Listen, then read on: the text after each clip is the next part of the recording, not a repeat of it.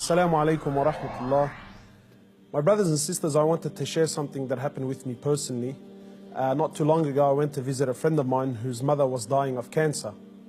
She had been battling cancer for about 5 years, and news came to me that she was on her last days.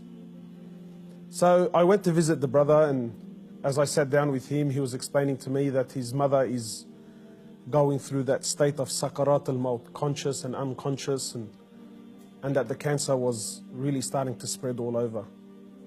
So as I sat with this friend of mine and we were talking, his eyes teared up.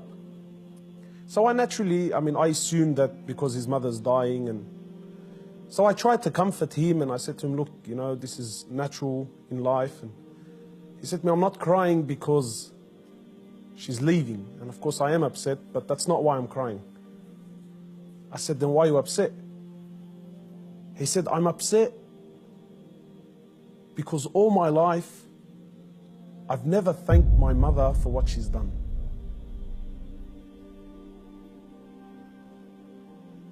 And honestly, I can't explain what happened to me when he said these words, you know. He said, all my life, I've never once in my life said thank you to my mum. He said, and now that she's sitting in the next room and she's alive, but she's conscious and unconscious, and even if I spoke to her, she's not going to be able to understand or comprehend the words that I'm saying. And wallahi, my brothers and sisters, this really affected me. That all his life, you know, all of our lives, for those of us who are fortunate enough that their mothers are still around, you know. My mum has been there all my life, never failed me once, and never once have I ever come to her and just said thank you. And not one of those thank yous with some flowers, and that's a good thank you, but those really deep thank yous. You know, that thank you that if she left me now, I've told her and I've thanked her from the depths of my heart. Wallahi, my brothers and sisters, I haven't been able to forget this. That when was the last time you thanked your mother? When was the last time you showed your mother genuine appreciation for everything that she's ever done?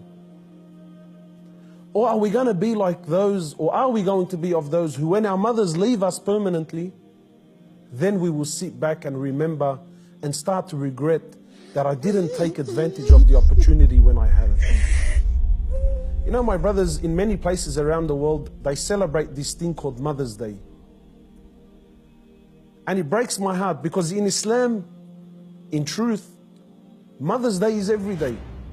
We don't single out one day of the year to say, oh, Mum, look, I remembered you today. But rather, we're ordered by Allah and His Prophet, more or less, to remember our mothers on a daily basis. A man came to the Prophet of Allah and he says to him, O Prophet of Allah, and many of us get this hadith wrong. He says, O Prophet of Allah, who is most deserving of my kind treatment? He says to him, your mother. He says, then whom? He said to him, your mother. He said to him, then whom? He said to him, your mother. He said, then whom? He said, then your father.